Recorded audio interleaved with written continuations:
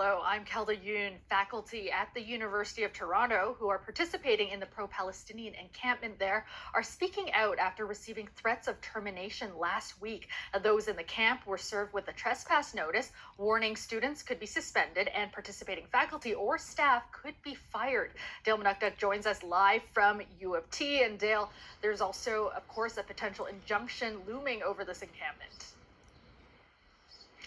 That's right, Kel. The student representatives from the encampment, along with their legal counsel, have been in a meeting with the school since 2 p.m. to decide on when the motion for the injunction will be heard. The school is proposing that it be heard in person at Ontario Superior Court along University Avenue. The injunction, if granted, would give police the authority to clear the encampment. But the faculty that were here today, they say they'll be alongside the students to try and prevent that from happening.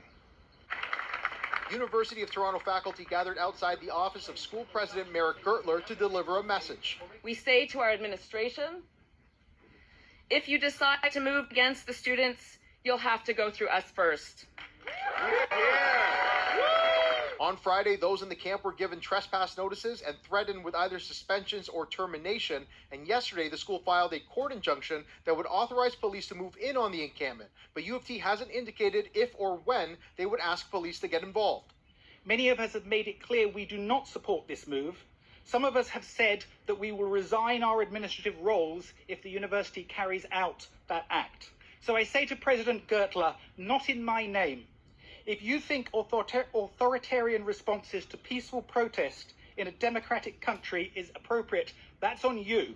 The school notes that those standing in solidarity with the protesters makes up a small fraction of the university's 16,000 faculty members and that there are differing opinions. Meanwhile, the school is forging ahead, seeking an interlocutory injunction from the court that could force the dismantlement of the encampment. Protesters who do not comply with it could be seen as being in contempt of the court. So that is one very efficient way to make sure that the encampment would potentially be dismantled. There will be arrests if you do not leave at this time. Police have moved in on other pro-Palestinian encampments at the University of Calgary and Alberta. If police action is required, the U of T encampment poses a unique challenge with its 6-foot-high fence and single entry point. You cannot create a crowd rush. You can't create an environment of people being trapped or police officers being trapped. It'd be my experience in that area through negotiations, you wouldn't see a complete force of police immediately showing up. There'd be a professional dialogue. I don't want to say negotiation, but professional dialogue likely occurring.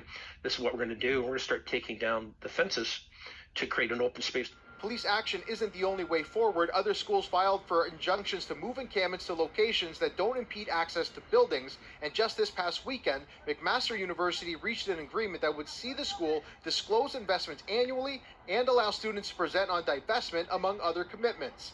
The current offer from U of T rejects the demand from the encampment to cut ties with educational institutions, and when it comes to disclosure and divestment, the school has proposed committees and working groups where the university president will have the final say on recommendations. Here at the University of Toronto, we've been very clear from the beginning that we have actually seen this before, whereby in 2016, U of T President Merrick Gertler, the same president we have now, rejected an ad hoc committee's recommendation to divest from fossil fuels. So given the same president, given the same procedures, why are we expected to have a different outcome?